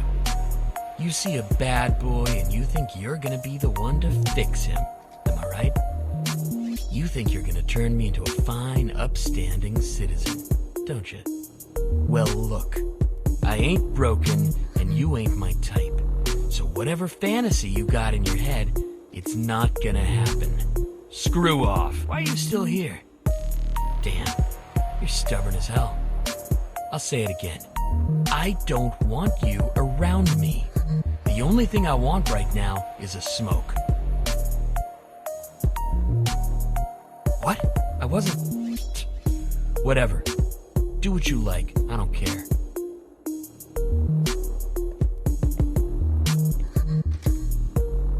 You gotta be real desperate for friends if you're talking to me of all people.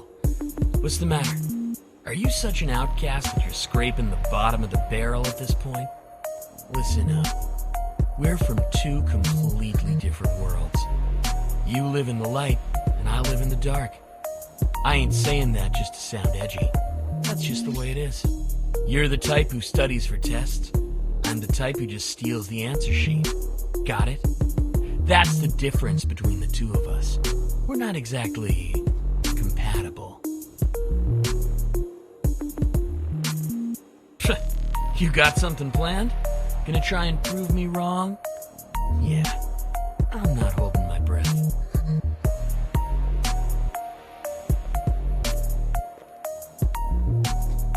Why are you trying to get all buddy-buddy with me? You think we're gonna be friends or something? It ain't gonna happen. I don't want anything to do with you. Buzz off. Ugh. You're still here? Fine. How about this? Give me $100. That'll make us the best of friends. Yeah, right. I'll believe it when I see it.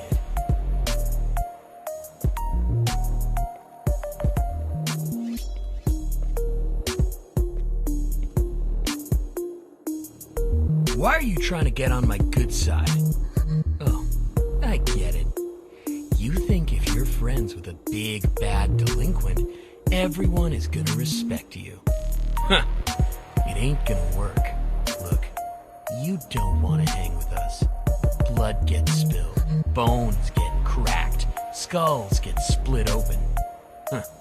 You're not giving up, are you? Okay, here's a job for you. Find me a knife. Something nice, long, and sharp. You think you can handle that? Bet you'd faint at the sight of a blade. Still trying to act tough, huh? I don't buy it for a second.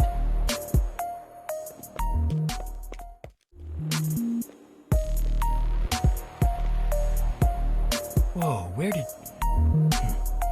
It's good enough. Not exactly what I wanted, but it'll do. You might be a little tougher than you look, but you haven't changed my mind yet.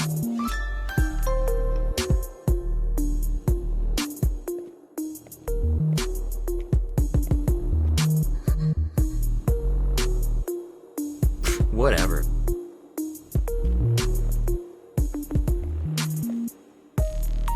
Seriously? I can't... Fine. I'll take it. Just so you know, this doesn't change anything. I'm just accepting a gift, that's all.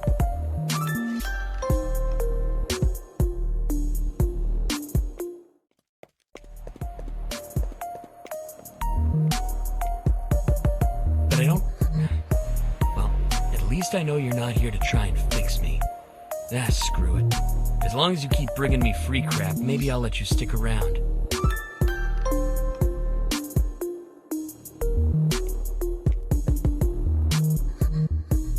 Wow. You just... Huh.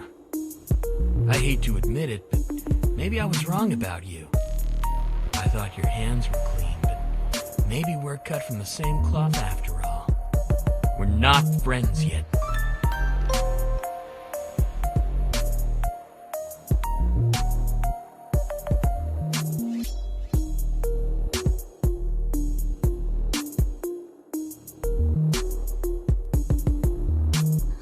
I don't care what you think.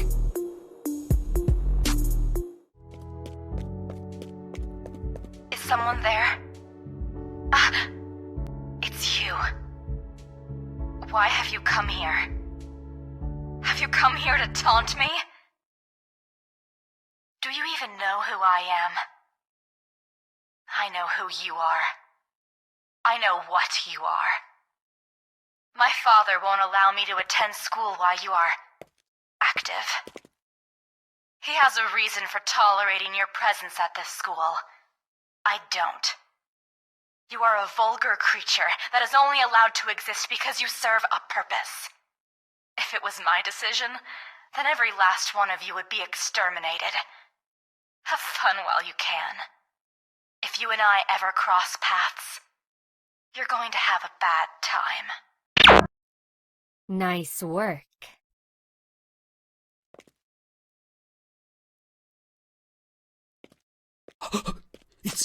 It's you! No, that would be impossible. You must be... her daughter. I'll tolerate you in my school, but not in my office. Leave at once. There is nothing for you to achieve here. Just get out.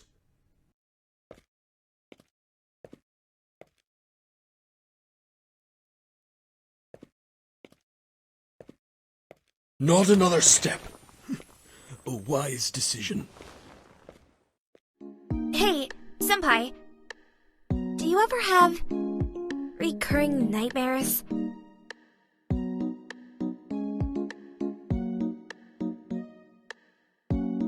Nightmares? Well, lately I've been having a dream where I'm standing outside of school, underneath a tree, and for some reason, I can't move a single muscle. I'm like a statue. I guess I wouldn't really call it a nightmare, just a weird dream. How about you? Sometimes I have dreams where somebody ties my hair around something really heavy and throws it into the ocean. I get dragged into the water and drown. That sounds pretty scary. You know, I read a book that said our dreams are actually reflections of our subconscious feelings. Maybe your dream means that you subconsciously feel worried that your hair is a hazard.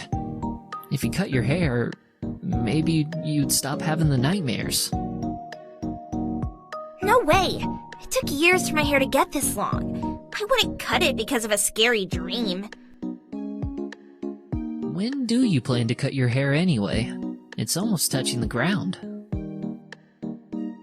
I made a promise to myself not to cut it until a certain idiot stops being stupid and realizes how I feel. Huh? I don't get what you mean. Anyway, if our dreams really do have meaning, what does your dream represent? I haven't really figured that out yet.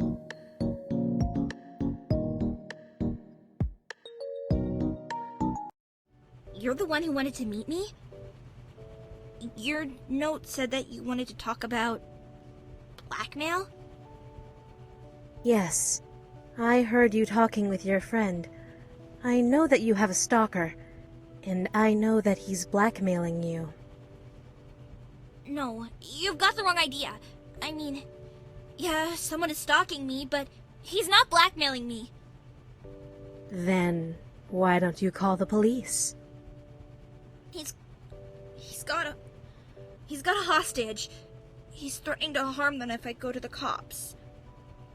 What? Who is being held hostage? I know you're not going to be able to take me seriously after you hear this. It's my cat.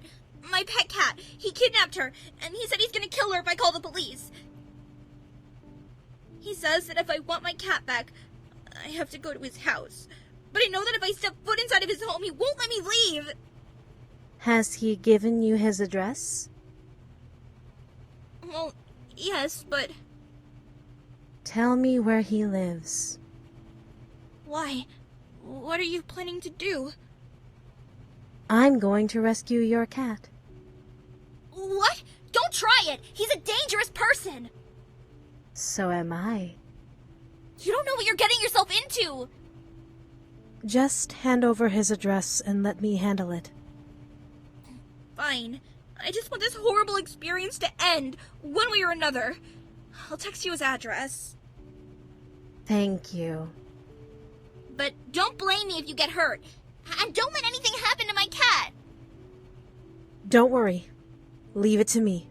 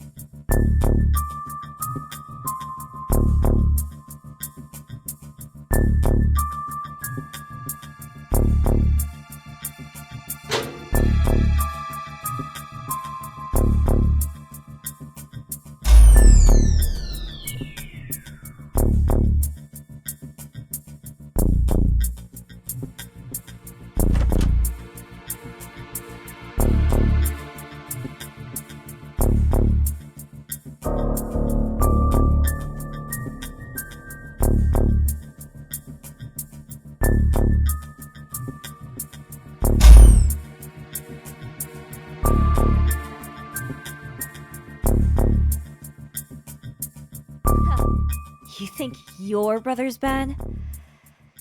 You have no idea.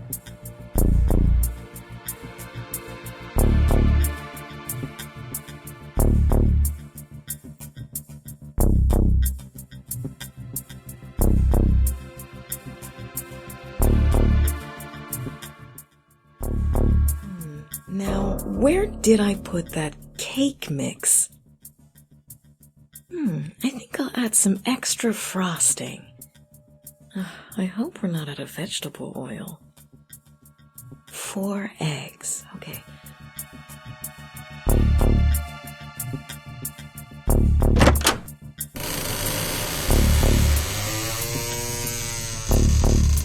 Oh, Miyuki, my love, my queen, my goddess.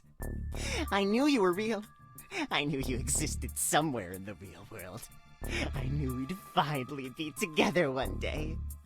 That girl is the conduit, the way you will enter this world. If she dyes her hair and wears the right clothing, I'll be able to hold you at last.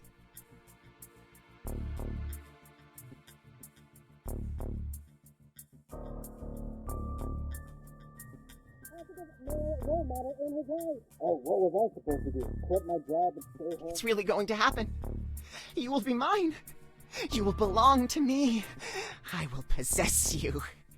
I will own all of you, from the top of your head to the bottom of your feet, with nothing left out in between.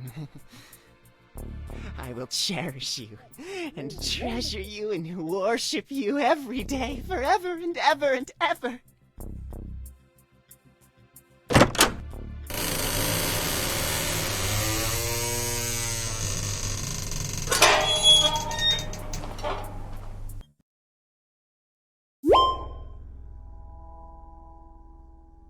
Oh my god!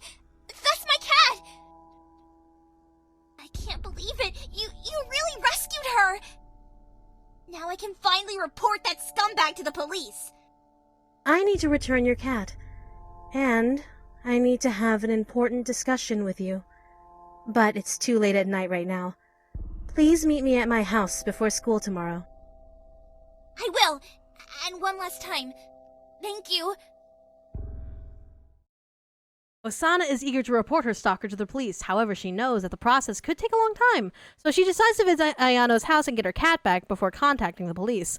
Next morning, Osana arrives at Ayano's house. Yandere Simulator is still under development. The following cutscene does not have any animations. There is a possibility that the final version of Yandere Simulator will only have animated cutscenes, with the contacting campaign is a success.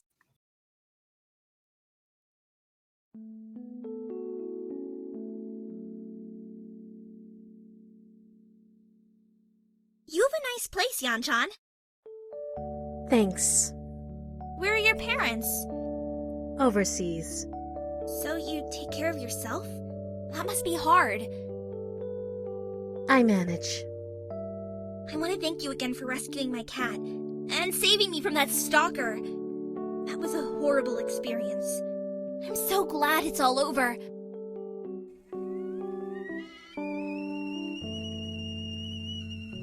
The tea is ready.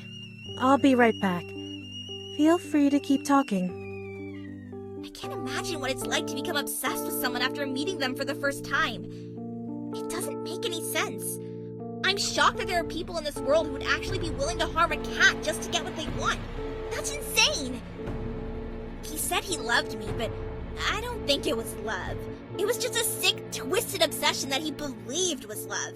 It makes me feel sick. But starting today, I won't have to worry about it anymore. It's all thanks to you. Here's your tea. Thank you. Oh, I just realized I've been rambling this entire time. You said you had something important to tell me, right? Yes. It's about the boy from class 3 too. The boy you have a crush on. Huh? I don't have a crush on him. He's just my childhood friend, that's all. I don't have feelings for him at all. If that's true, then you wouldn't mind if I confessed my love to him, would you? Huh?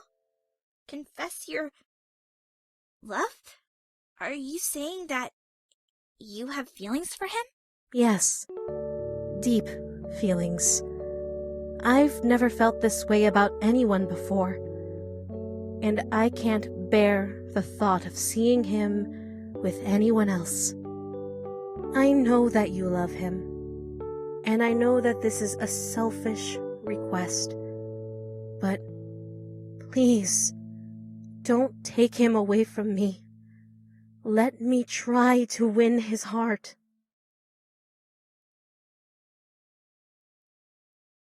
You got me. It's true. I do have feelings for him.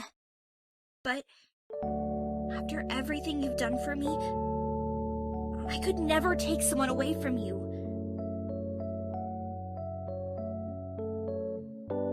Okay, I'll do as you've asked.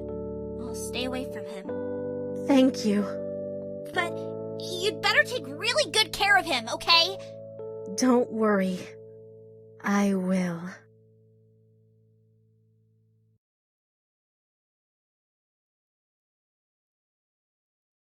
Sister? Yes, dear sister. It's been a whole week, and we still haven't found any sign of what we're looking for. Have patience, sweet sister. It's too soon to give up. We just have to keep looking. But I'm getting so bored here. Oh. So far, the only interesting thing we've found is that girl. Hey, do you think she's one of them? Perhaps. What if she is? I suppose we might do something about it. Sounds fun.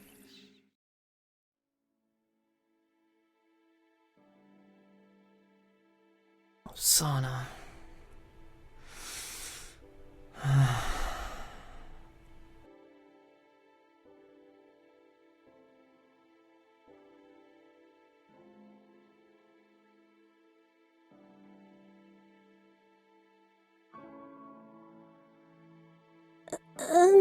Excuse me. I couldn't help but notice that you seem quite sad about something. Would you like to talk about it? Huh? Have we met before? Oh, I'm sorry. My name is Amai Odiaka. We go to the same school.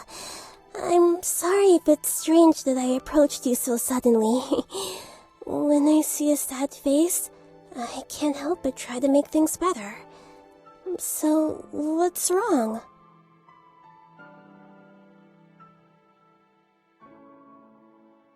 My childhood friend, Osana. She doesn't seem interested in spending time with me anymore. She tells me that I haven't done anything wrong, but I don't believe her. I can tell something important happened, but she won't talk about it. It's heating me up inside. Oh.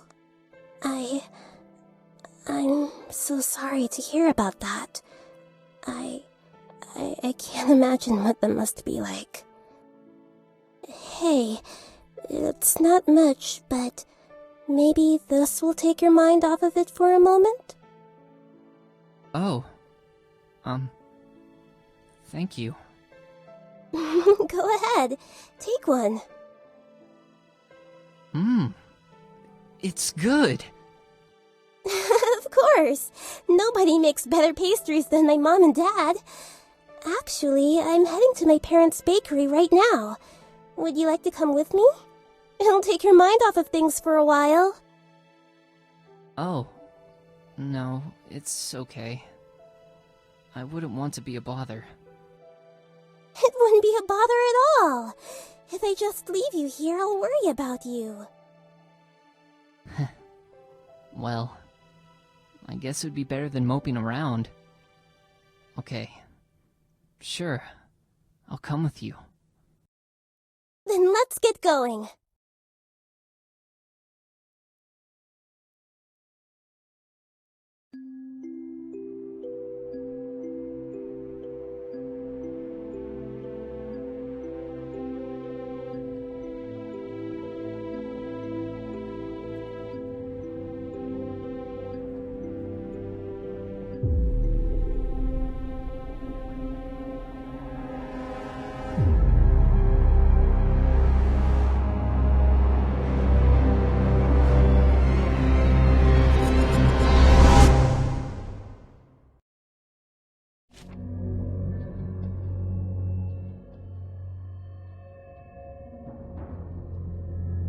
You're safe now.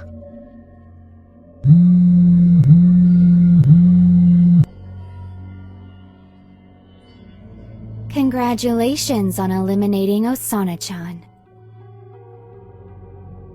I didn't expect you to get rid of her that way, but I suppose it works. Disappointed? Were you hoping to see something more violent? Oh, disappointed wouldn't be the right word. Just surprised, that's all. But that's not why I'm contacting you today. I've learned something that I think you'd like to be aware of. Take a look at this.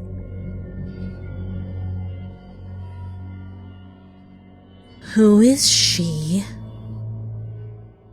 Her name is Amai Odayaka. She's the leader of the cooking club at Academy, and she's been getting quite cozy with your senpai lately. She's fallen for him, hard. She's quite enamored with the cherry tree myth, so I'm pretty sure she'll be confessing to him this Friday. Rotten luck, huh? Right after saving senpai from Osana, another girl shows up to steal him from you. Stop playing games. Get to the point. No games. It's simple. I want to see Amai suffer, and I think you're the best person for the job. That's all. Is that really what this is all about? You just want to see girls suffer?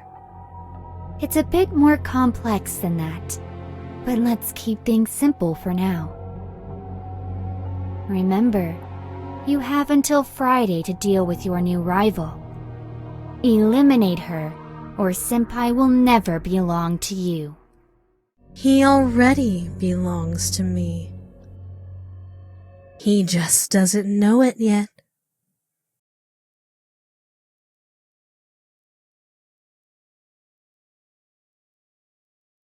Good evening, sir. Thank you very much for setting aside the time to take this call. I know that you're a busy man. No, there haven't been any complications. I just wanted to confirm that I've been following your instructions properly. I'm glad to hear it. Are you satisfied with how events are unfolding? Ah, that's good to hear, sir. I must confess, I'm still worried about the students. Acceptable casualties? Necessary sacrifices? The price of progress. I see, sir. I wish I could view it from your perspective, but the thought of bloodshed in my school still makes me quite uncomfortable. No, of course not, sir. I'll continue doing precisely as you've asked. Yes, sir. No, sir. Yes, sir. I'll keep you informed of any noteworthy developments. Thank you very much for your time, Mr. Psycho.